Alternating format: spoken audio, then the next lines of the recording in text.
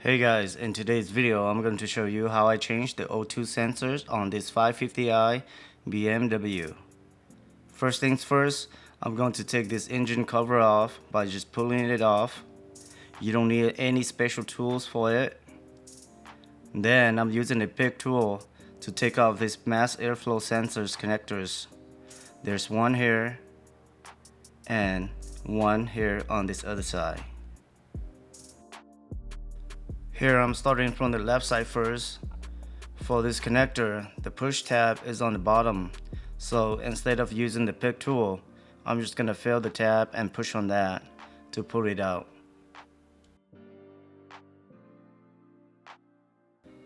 As you can see, here's the tab that I'm talking about. Just push on it and pull it out.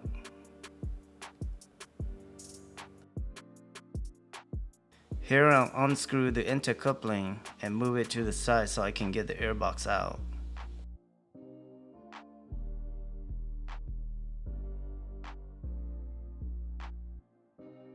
Next, I'm going to remove the bottom two. As you can see here, I'm using the pick tool to remove it.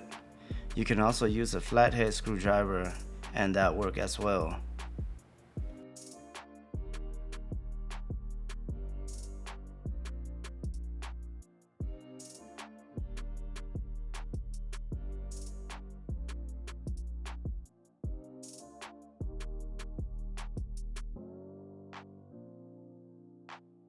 Next, I'm gonna pull out this airbox, but first, let's unclip the O2 wires from the top of this airbox filter.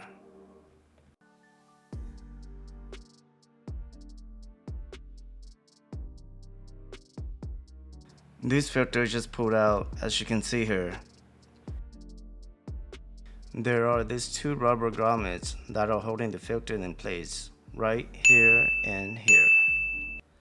Now, let's talk about the O2 sensors. So here are the O2 sensors. They are considered the Bank 1 sensors. The top one here is the Bank 1 Sensor 1 or upstream sensor. And the bottom one here is the Bank 1 Sensor 2 or downstream sensor. Now the other side here is Bank 2, sensors 1 and 2, whereas the top one is sensor 1 and the bottom one is sensor 2. Now let's take out the Bank 1 sensor 1 by using an O2 sensor socket removal. If you don't have this socket, you can rent this from many of your local parts stores for free.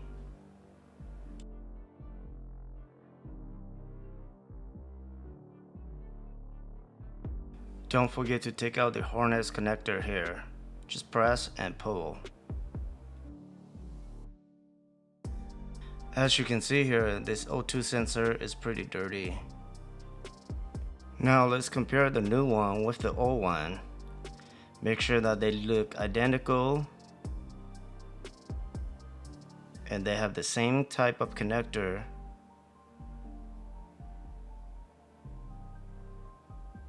As you can see here, they look identical.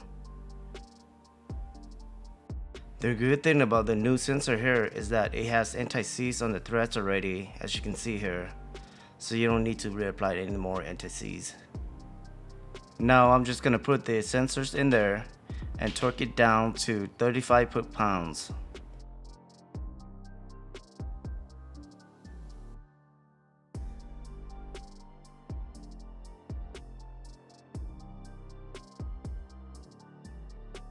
Now carefully reroute the sensors wire back and reconnect the connector.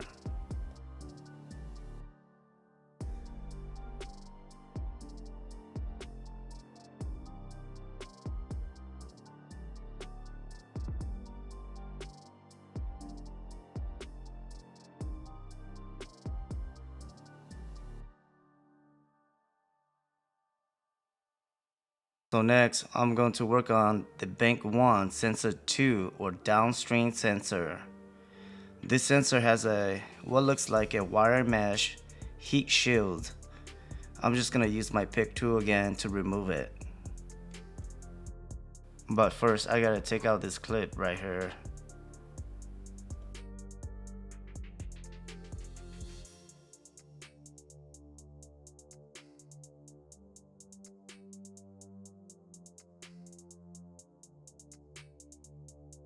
Unplug the wires connectors here.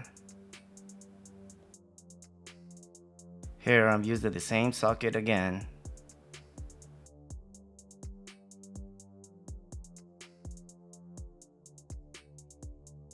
This particular sensor is in there pretty tight, so I'm gonna improvise and use a cheat tool I made out of leftover metal pipe to break loose the sensor.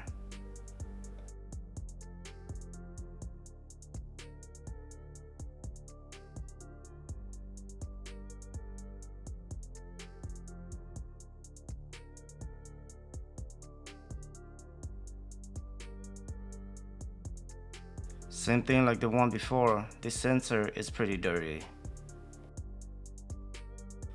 So here again, same thing, I'm gonna compare the new one with the old one, making sure they look identical. The harness connector are the same as well. Remember to put back your metal wire mesh shield.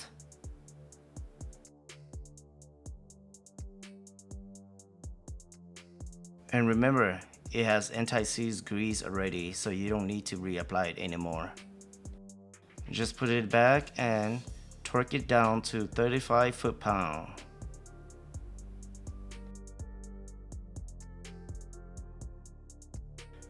Reconnect your wire connector.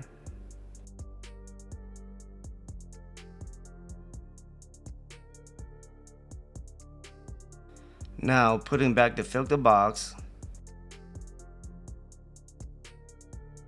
and reroute the sensor wires onto the clips on top of the box.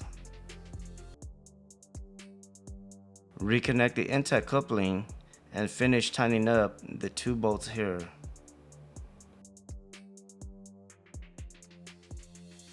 Now just go around and double check to see if everything is connected, all the wire harness connectors and so on. It is recommended that if you change one side, do the same to the other side as well, and the process are the same as this side. Alright guys, I hope this video gives you guidance to replace the O2 sensors on your F10. If it does, please consider likes and subscribe. It motivates me to make more videos like this in the future to help others. And if you want to learn how I replace the spark plugs on this car, click right here.